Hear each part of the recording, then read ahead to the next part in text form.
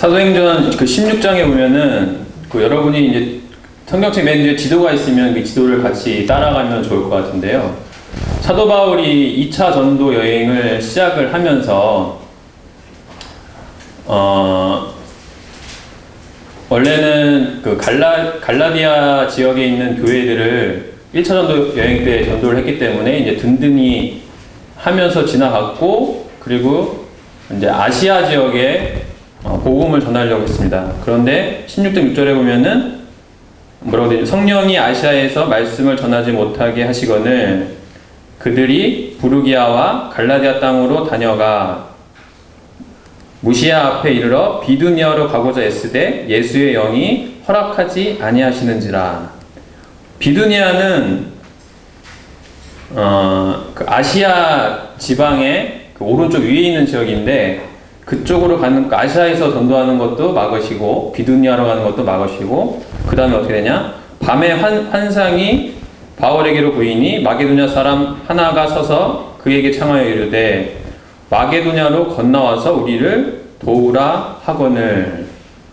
그래서 바울이 그 아시아와 비두니아가 그 오른쪽 윗지방이 아닌, 아시아의 오른쪽 윗지방이 아닌 지금의 그리스 지역이죠. 그쪽 유럽의 초입이 되는 그리스 지역으로 가게 됩니다. 그래서 맨 처음에 그 빌립보에서 전도를 하게 되고, 거기서 이제 감옥에 갇히게 됐는데, 감옥에서 이제 찬양을 해서 그 옥문이 열리고 나오게 되죠. 그 다음에 간 곳이 데살로니가입니다. 그런데 데살로니가에서 한 3주 정도 17장 2절에 보면은 바울이 데살로니가에서 바울이 자기의 관례대로 그들에게 들어가서 새 안식일에 성경을 가르치고 강론하며 뜻을 풀어 그리스도가 해를 받고 죽은 자 가운데서 다시 살아나야 할 것을 증언하고 이르되 내가 너희에게 전하는 이 예수가 곧 그리스도라 하니. 그러니까 그리스도가 어떻게 고난을 받을 걸 설명했고, 그 그리스도가 바로 내가 전한 예수다. 그래서 데살로니가 지역에 그 도시에 복음을 전했고, 근데 그때 또 핍박이 일어나서 베레아로 갑니다.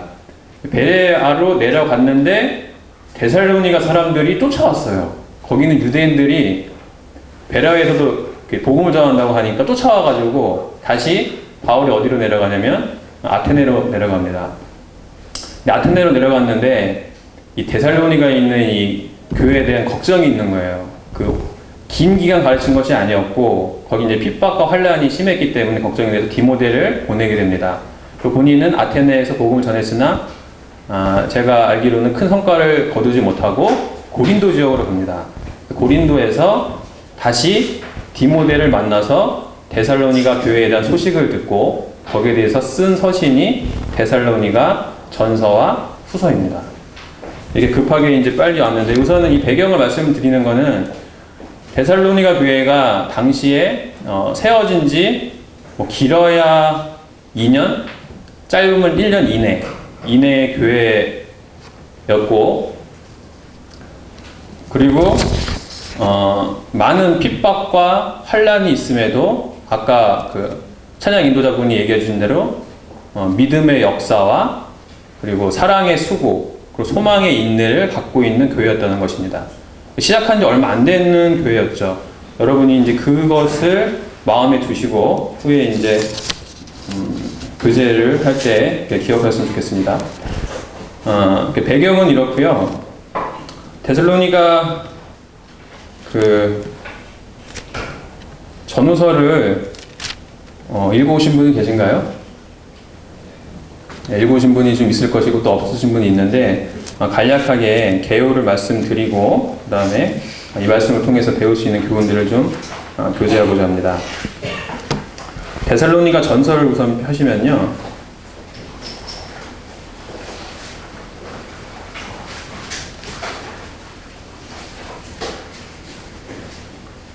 그 1장은 믿음의 본을 보인 데살로니가 교회에 대해서 말씀하고 있고요. 그 다음에 2장은 그 종의 본을 보인 바울의 사역을 바울이 다시금 기억하게 합니다. 그 다음에 3장에서는 이 데살로니가 교회에 대한 이 바울의 염려되는 이 마음, 이런 것들을 쓰고 있고요.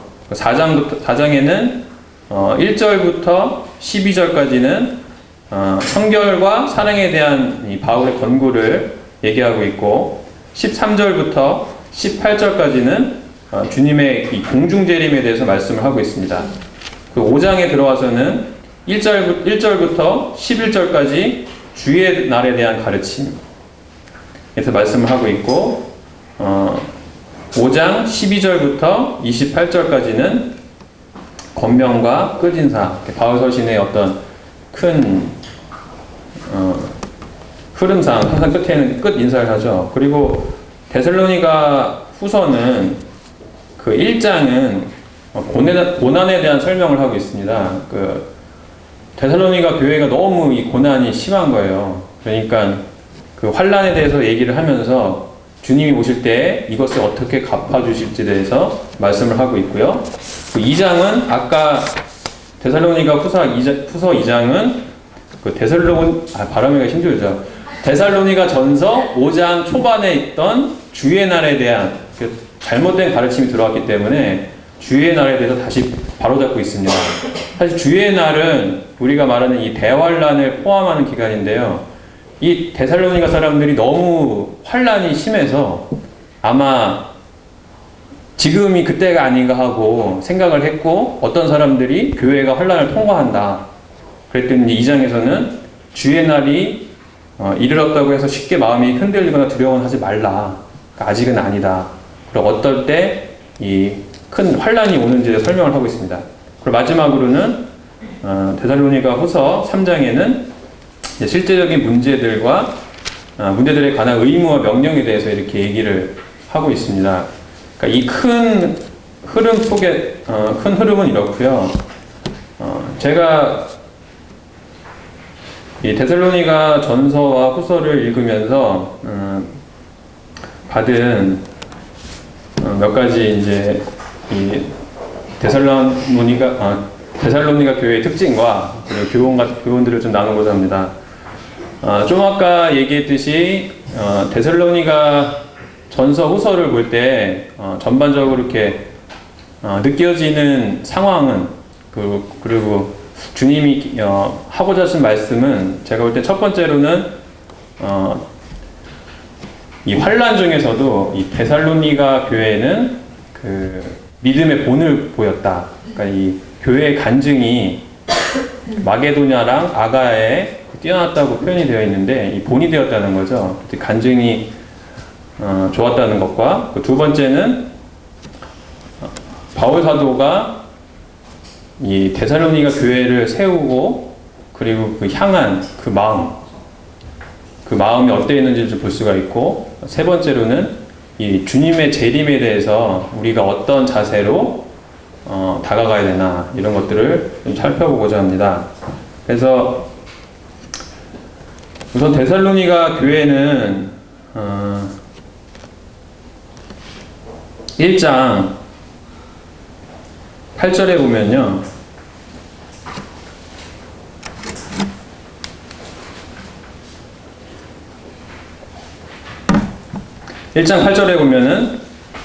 주의 말씀이 너희에게로부터 마게도냐와 아가야에만 들릴 뿐 아니라 하나님을 향하는 너희의 믿음의 소문이 각처에 퍼졌으므로 우리는 아무 말도 할 것이 없노라.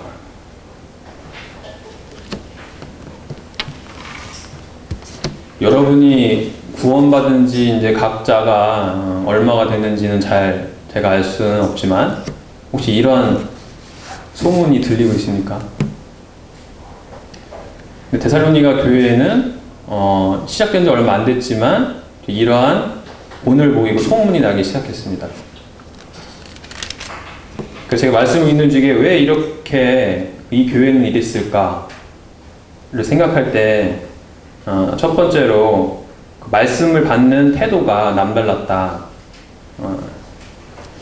2장 13절에 보면요. 이러므로 우리가 하나님께 끊임없이 감사함은 너희가 우리에게 들은 바 하나님의 말씀을 받을 때에 사람의 말로 받지 아니하고 하나님의 말씀으로 받음이니 진실로 그러하도다. 이 말씀이 또한 너희 믿는 자 가운데서 역사하느니라. 그 1장 5절을 보면요. 이는 우리 복음이 너희에게 말로만 이른 것이 아니라 또한 능력과 성령과 큰 확신으로 된 것임이라.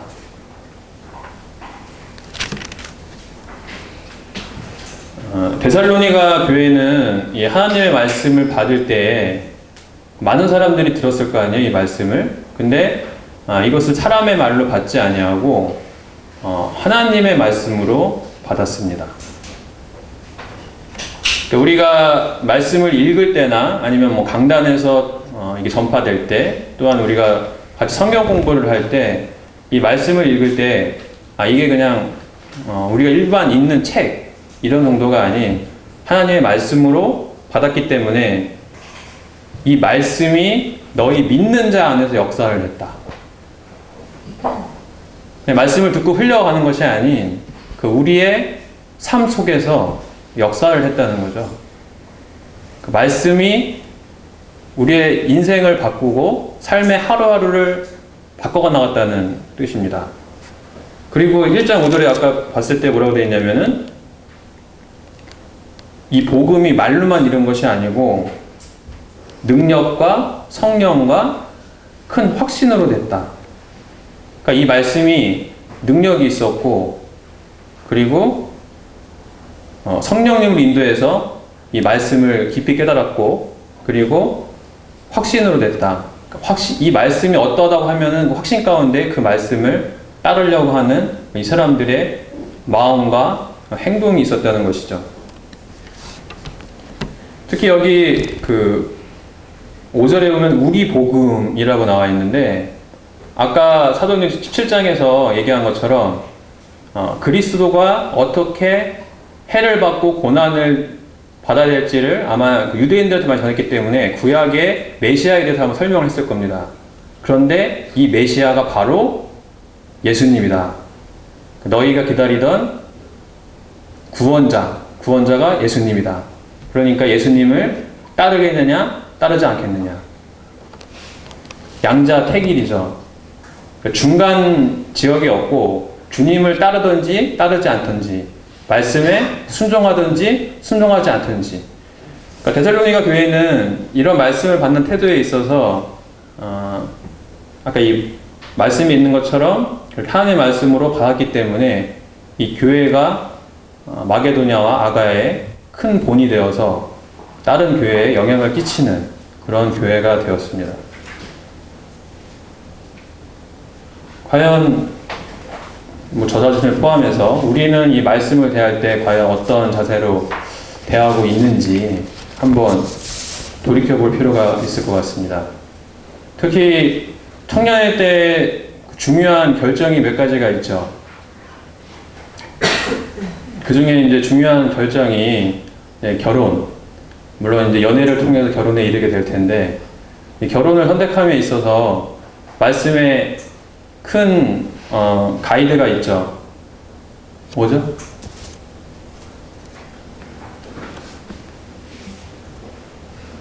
믿지 않은 자와 멍에를 같이 하지 말라. 이 말씀이 이렇게 분명히 나와 있습니다. 그죠? 우리가 과연 이 말씀을 하나님의 말씀으로 받고 따르고 있는가? 말씀은 말씀이고 나는 나고, 이러면은 우리의 어떤 이 간증이나 그리스도의 삶이 능력도 없고 영향력도 없겠죠. 청년기에 있어서 가장 중요한 결정이라고 하는데, 이 결정부터 자기가 흔들린다면 과연 다른 말씀에 있어서 나한테 영향을 미칠 수가 있을까요? 과연? 그리고 또 우리가 이제 배우자를 선택함에 있어서 하나님은 외모를 보시지 아니하시고 중심을 보신다. 만약에 이 말씀을 우리가 순종한다면 겉모습보다는 그 사람의 중심이 어떠한지, 하나님을 향한 이 마음의 중심, 그 사람의 인격, 이런 것들을 보면서 선택을 하겠죠. 청년기에 있어서 가장 중요한 선택을 함에 있어서 과연 우리가 말씀을 얼마나 보고 분별하면서 선택을 하는가. 그것들이 청년기에 여러분의 간증을, 여러분의 믿음의 상태를 드러나게 될 것입니다. 우리가 많은 말씀이 있지만, 물론 이 말씀을 다 순종하면 좋겠지만, 정말 그 선택에서 중요한 그 말씀들은 그 말씀에 순종할 때만이 우리한테 평강과 그 축복이 있지 않겠나 하는 생각을 하게 됩니다. 두 번째로 이 말씀을 받는 태도가 데살로니가 교회에는 특별했고, 또한 이 삶의 태도도 특별했던 것을 보게 됩니다. 물론 이 말씀을 받는 태도가 하나님의 말씀을 받았기 때문에 이 사람들의 삶에 직접적인 영향을 미쳐서 삶이 변화되었죠. 그래서 1장 6절에 보면은 또 너희는 많은 환난 가운데서 성령의 기쁨으로 말씀을 받아 우리와 주를 본받는 자가 되었으니 1장 3절에는 너희의 믿음의 역사와 사랑의 수고와 우리 주 예수 그리스도에 대한 소망의 인내를 우리 하나님 아버지 앞에서 끊임없이 기억함이니.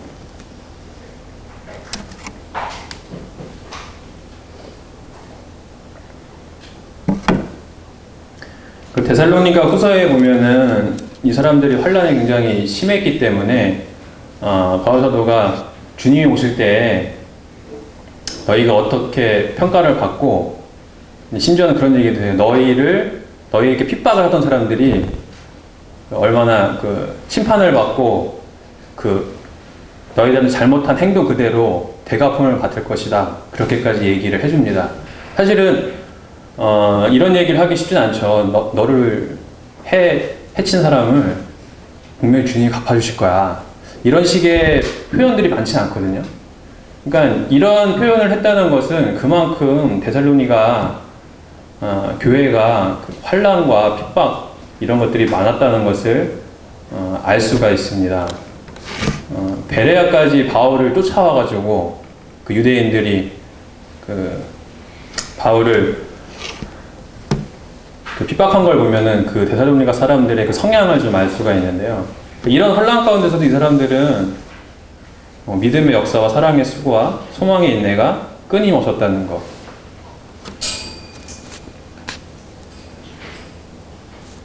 근데 우리에게 과연 이러한 그 환난이 있는지. 저번 주에 그 말씀 중에 이제 세련된 그리스도인 혹시 기억하세요?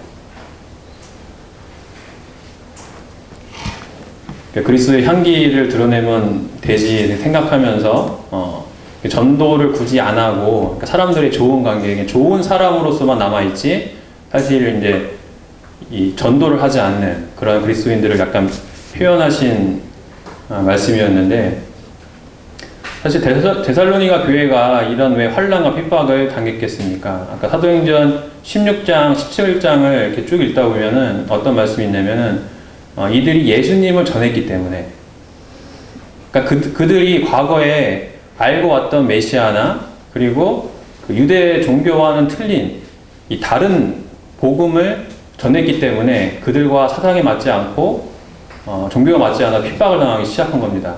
그리고 이들이 전도를 했을 것이고, 또 전도를 하다 보면은 각 가정에서 뭐 가족 중에서 혼자 구원을 받을 수도 있고 가족들이 다 같이 구원을 받을 수 있겠지만 유대인 사회에서는 아마 고립이 됐을 것이고, 그리고 가족들한테도 핍박을 당하고 따돌림을 당하고 이렇게 됐을 것입니다.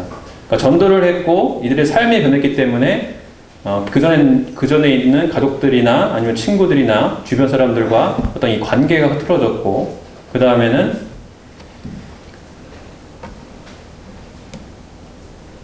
또 교회로 아마 모이기 힘썼기 때문에 그만큼 여러 가지 그 시간이나 그리고 재정적인 부분이나 어려움을 당하지 않았을까.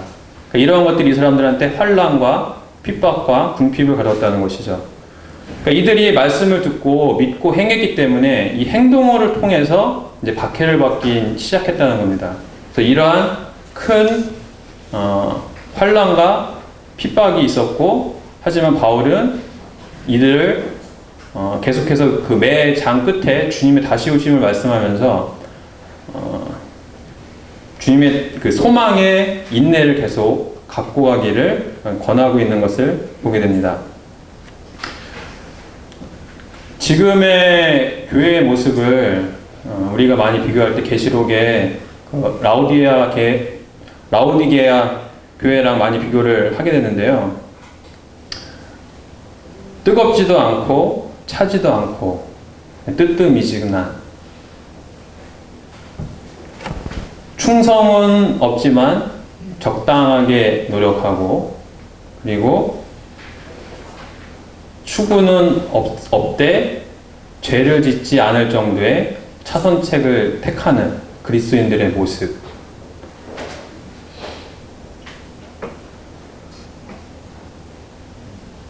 그럼 우리가 인생을, 그러니까 그리스도를 살면서 최근 들어서는 저희들 1세대 분들이 아닌 저희 2세대들은 예전보다 이 축구가 많이 떨어진 것 같아요. 그러니까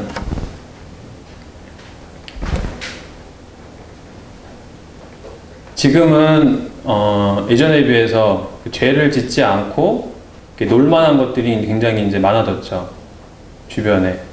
요새 이제 월드컵이 한참 인기를 구가하고 있는데, 아마 많은 또 형제님들이 이제 그 월드컵 얘기로, 저도 이렇게 스마트폰 만지고 있으면 그거 누가 이겼나 이거 보고 있더라고요.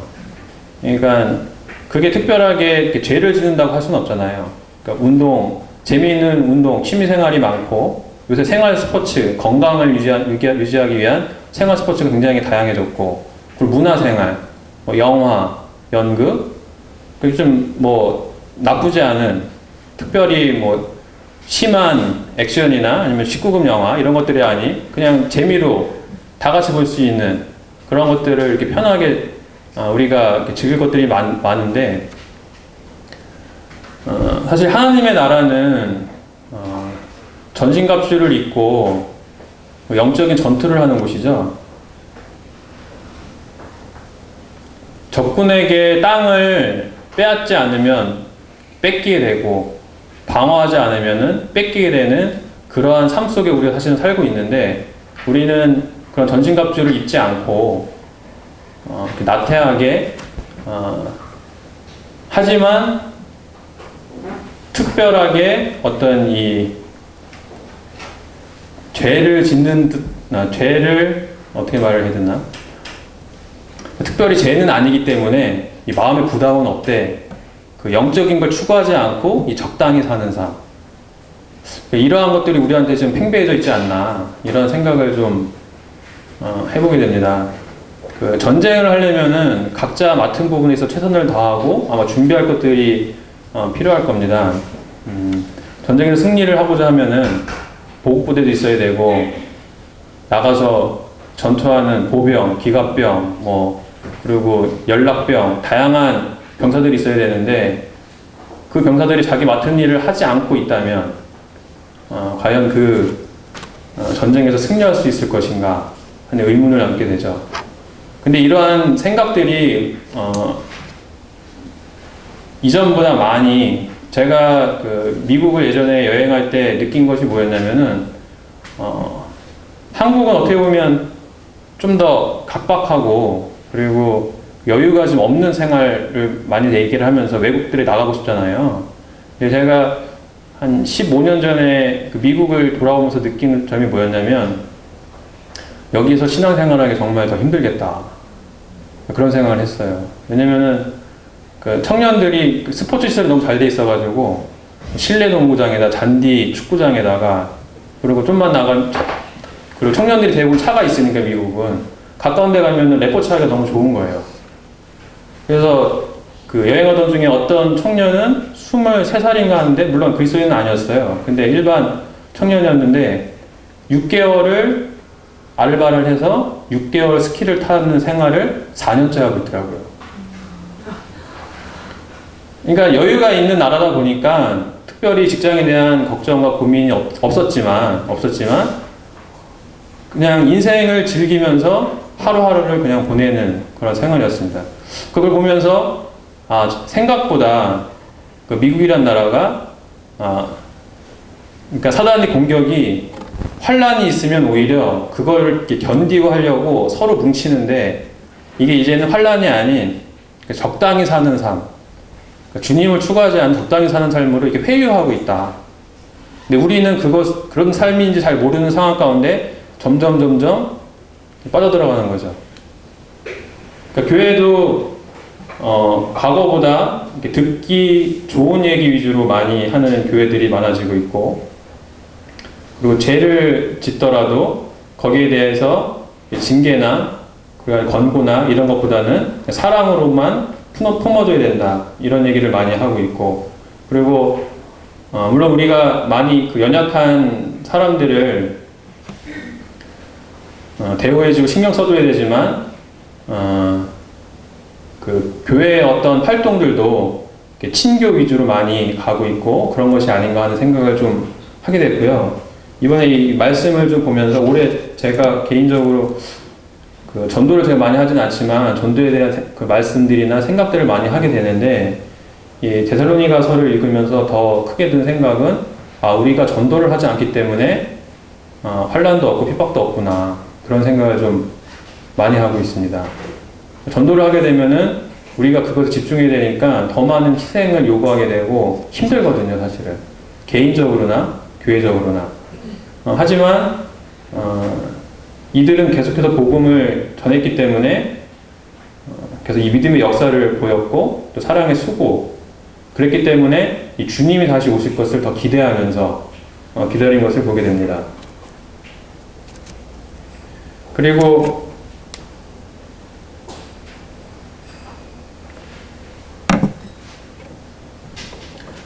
우리가 아까 추구를 하지 않는다고 그랬는데, 각자 있는 그 학교나 직장에서 과연 어떻게 이 직장을 선택하고 그리고 생활을 하고 있는지도 한번 고민해야 되는 것이 아닌가. 많은 경우 우리가 학교나 직장을 선택할 때 점수에 의해서 학교를 선택하고, 그리고 그 학교에 따라서도 직장을 구하고 합니다. 대부분이 그 소명의식이 없이 그냥 세월이 흘러가는 대로, 그리고 사회가 흘러가는 대로 사회 분위기에 따라서 이렇게 가기 때문에 우리가 점점 이 큰 물줄기에 휩쓸려서 그냥 흘러가는 거예요. 떠밀려가는 거예요, 그냥. 그것을 두 발로 딱 버티고 서서, 그 세월의 흐름을 버티고 서서 있어야 되는데, 이 쓴 발이 너무 약하기 때문에 그냥 큰 세상의 물줄기에 떠밀려서 이렇게 쭉 흘러가는 거죠. 추구는 오히려 이 세상의 큰 물줄기를 거슬려 올라가는 그러한 모습에 더 가깝지 않을까, 이러한 생각을 하게 되거든요. 우리가 아까 결혼을 얘기했는데 청년기 또 중요한 게 직장 선택입니다. 근데 이 직장을 선택함에 있어서도 주님 안에서 어떤 인생을 살지를 고민하고, 또 그 직장에 갔을 때, 주님이 허락하신 직장에 갔을 때 그 안에서 나를 왜 거기 보내셨나 고민하고, 이런 거 없이 그냥 책밖에 도는 생활을 하는 거예요. 매달 월급 나오고 그 월급으로 생활하고, 뭔가 교회는 오고 말씀은 듣고 배우고 하는데 이게 그리스도의 삶이 맞나? 이런 의문점을 스스로 갖게 되는 거죠. 그리고 때로는 이곳에서 좀 벗어나고 싶다. 주님이 글로 부르셨는데 벗어나고 싶다. 그러니까 그 안에서 우리가 어떤 주님이 부르신 소명의식을 찾지 못한다면은 대부분이 그런 생활로 20, 30년을 그냥 보내게 될 겁니다. 그러고 나서는 50, 60세가 되면은 그 물론 직장 생활 중간에 그만둘 수도 있고 계속 다닐 수도 있겠지만, 그러한 삶을 살다가 노년기를 맞이하게 되죠. 은퇴 후에는 또 은퇴 후의 삶에 대해서 생각을 하게 되고, 왜 우리의 삶이 그렇게 돼야 되는 거죠?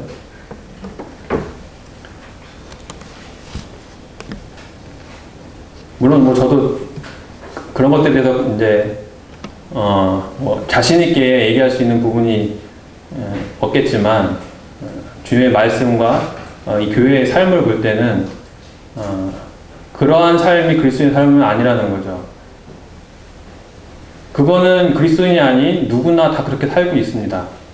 세상 사람들도 열심히 공부하고요, 열심히 직장 생활하고 좋은 관계 속에서 직장 생활을 하고자 해요. 하지만 여러분은 주님을 믿는 사람이고 여러분을 부르신 주님의 뜻을 발견하지 않는다면 세상 사람들과 똑같이 사는 그런 삶을 살게 되지 않을까 하는 생각을 하게 됩니다. 그러니까 데살로니가 교회는 이러한 말씀을 받는 태도나 삶의 태도에 있어서 이 다른 교회와는 다른 특별한 이런 본을 보였습니다. 그 두 번째로 데살로니가 전서를 보면은 바울의 교회를 향한 이 사랑을 엿볼 수가 있습니다. 3장 3절과 4절을 보면 아무도 이 여러 환난 중에 흔들리지 않게 하려 함이라. 우리가 이것을 위하여 세움받은 줄을 너희가 친히 알리라. 우리가 너희와 함께 있을 때에 장차 받을 환난을 너희에게 미리 말하였는데 과연 그렇게 된 것을 너희가 아느니라. 이러므로 나도 참다 못하여 너희 믿음을 알기 위하여 그를 보내었노니 이는 혹 시험하는 자가 너희를 시험하여 우리 수고를 헛되게 할까 함이니.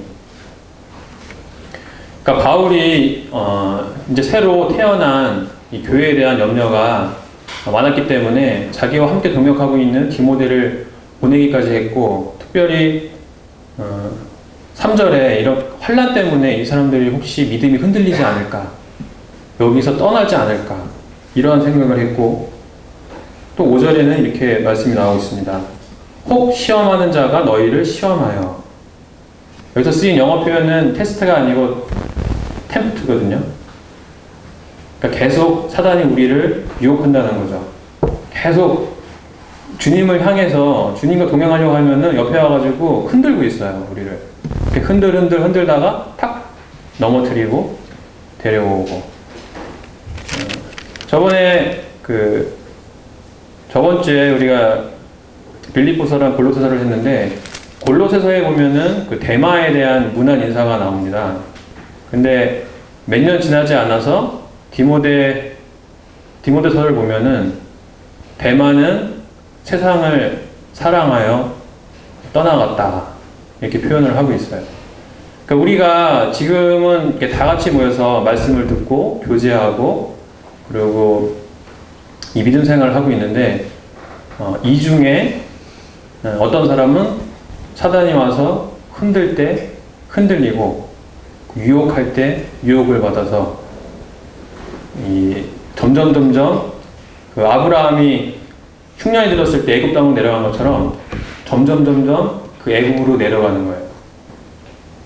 처음에는 한 발만 갔다가 교회도 오고 한 발도 세상으로 갔다가 그 다음에는 한 두 발 갔다가 점점 이제 교회에 오는 횟수나 성도들과의 교제가 점점 멀어지면서 세상으로 이제 깊이 들어가서 대마처럼 바울과 함께 동역했던 사람인데도 불구하고 세상으로 가버리는 그런 일들이 있게 되는 거죠.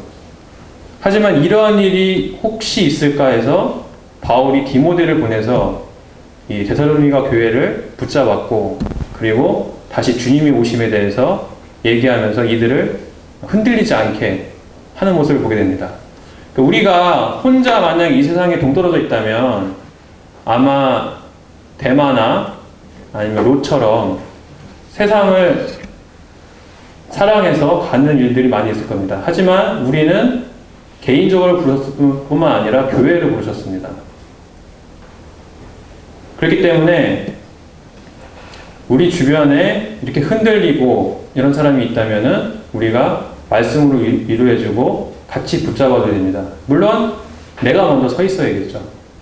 내가 먼저 서 있어야지 그들을 붙잡을 수 있고, 우리가 하지 않으면 그 사람들은 결국은 사단의 유혹에 넘어가게 되는 것일 겁니다. 그러니까 바울이 교회를 향한 이런 사랑의 마음을 갖고 있었던 것은 여러분 기억 못 하시겠지만 고린도 후서에서 보면은 이 주님으로부터 받은 사랑이 너무나 컸기 때문에 이러한 사랑을 또한 실천을 할 수가 있었던 것이죠. 그래서 데살로니가 교회처럼 우리가 스스로 본을 보일 필요도 있지만 혼자만 잘 가는 것이 아닌 주변 사람도 같이 이끌어주는 이러한 성도의 삶이 필요하다고 볼 수가 있습니다. 마지막으로 그 데살로니가서는 주님의 재림에 대한 표현들이 굉장히 많이 나오고 있습니다. 각 장의 마지막 부분들이 다 주님의 이제 재림을 말하는 모습을 볼 수가 있는데요. 1장 10절에 보면은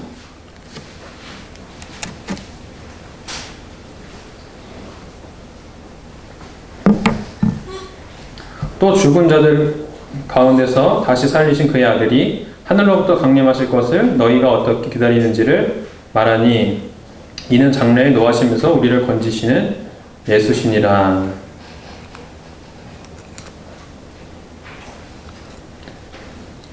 하늘로부터 이제 강림하신다. 그리고 장래에 노하시면서 우리를 건지신다. 이런 표현이 되어 있고요. 2장 맨 마지막에 보면은 우리의 소망이나 기쁨이나 자랑의 면류관이 무엇이냐? 그가 강림하실 때 우리 주 예수 앞에 너희가 아니냐? 너희는 우리의 영광이요 기쁨이니라. 3장 13절에 보면은 너희 마음을 굳건하게 하시고 우리 주 예수께서 그의 모든 성도와 함께 강림하실 때 하나님 우리 아버지 앞에서 거룩함에 흠이 없게 하시기를 원하노라. 4장 13절부터는 주님의 강림에 대해서 얘기를 하고 있고 5장 1절부터 11절까지도 주의 날에 대해서 말씀을 해주시고 있습니다.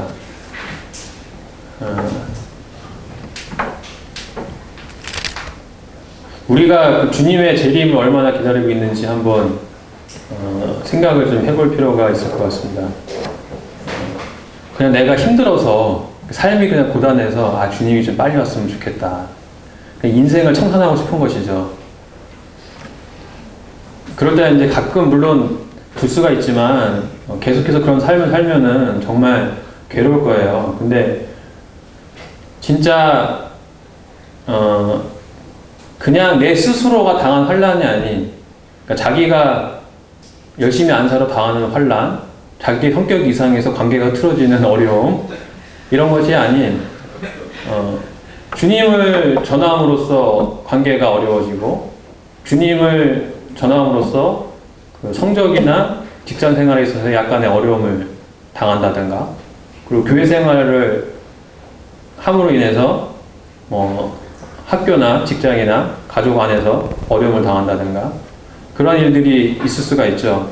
그러면서 우리 주님의 모습, 주님의 사랑이 어떠한지 그리고 주님이 강림하실 때 나에 대한 어떤 이 상급이나 아니면 주님의 모습을 뵙고자 해서 이 재림을 기다린다. 이러한 모습들이 많이 사라져가고 있는 때가 아닌가 생각을 하게 됩니다. 사실은 사단이 요새 보면은 그냥 아예 생각을 안 하게 하는 것 같아요. 삶이 정신없이 만들면서 주님이 다시 오신다는 것에 대한 이 인식 자체를 안 하게 하는 거죠. 제가 예전에 이 주님의 오심에 대해서 자세하게 공부할 기회가, 앞으로 성전에서 그런 기회가 있을지 모르겠지만, 그런 공부를 할 때, 주님의 재림에 대해서 생각을 하다 보니까 나의 삶의 태도가 바뀌게 되더라고요. 여러분은 진짜 주님이 오신다고 믿습니까?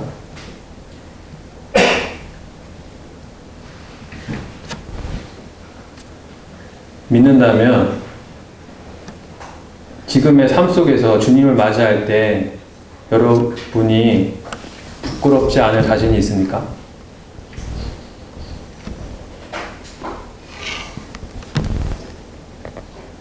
물론 완벽한 사람은 없겠지만 자기가 주어진 것 안에서 자기의 달란트, 환경 안에서 충성을 다했다면, 그리고 2장에 바울 사도가 이렇게 얘기를 하고 있어요.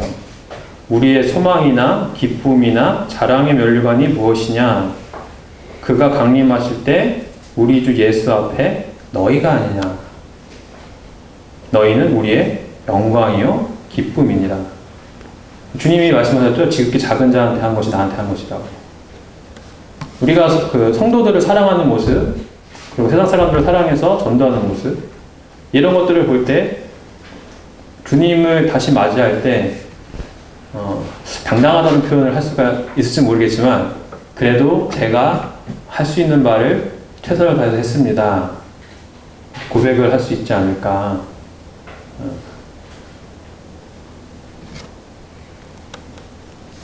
아마 북구교회 그 청년들은 그래도 서로 이렇게 돌아보고 사랑과 선행을 격려하고 말씀으로 서로 위로하고, 전도는 약간 저희가 약한 것 같아요. 그죠? 전도는 좀 약하지만 앞으로 더 저희가 전도에 힘쓰고 한다면 주님이 다시 오실 그날에 정말 착하고 충성된 종아 참 잘하였도다, 이런 말씀을 들을 수 있지 않을까. 사실 오늘 데살로니가서를 보면서 우리가 말씀을 대하는 태도, 그리고 삶을 대하는 태도, 주님의 재림을 대하는 태도에 대해서 이렇게 교제를 했는데요. 한 말씀만 믿는다면 우리의 삶은 굉장히 바뀔 겁니다. 데살로니가서에 있는 만일 주님이 다시 오신다는 이런 말씀만 믿는다면 우리가 두려워하겠죠. 두렵고 떨고 우리의 삶이 바뀔 겁니다. 그 추가라는 그 이소벨 쿤이 지은 추구라는 책의 초도에 보면은 이런, 앞에 조금 보다가 말았는데 왜 그죠? 갑자기 이번에 말씀을 준비하면서 그 책이 손에 잡히더라고요. 근데 시간이 없어서 조금 보다가 말았는데 초반에 이런 얘기가 나와요. 그 대학교 강당에서 어떤 교수님이 그런 거예요. 아직도 하나님이 세상을 말씀으로 지으신 것을 믿는 사람이 있습니까? 질문을 한 거예요. 그게 이제 신학대 강당인지 아니면 일반 대학교 강당인지 모르겠지만 한 100명 중에 2명이 손을 들었대요. 그러니까 미국은 기독교 그 국가였기 때문에 그런 것들에서 많이 듣고 배우고 했었지만, 시간이 많이 지난 후에는 다 그렇게 안 믿는 거죠. 이제 과학이 발달되고 이러면서 어떤 교회는 얘기하잖아요. 그게 그냥 상징적인 표현이다. 실제로는 안 그렇다. 그렇게 얘기하는 데도 있어요. 그런 얘기도 있잖아요. 홍해를 건넌 것은 홍해의 물이 깊지가 않았기 때문이다. 이렇게. 그러니까 뭐냐면은 그런 그것들이 일반 세상 사람들이 말하는 것이 아닌 성경 학자들 중에 그런 표현을 하는 사람들이 이제 있는 거죠. 그 성경의 상징일 뿐이다.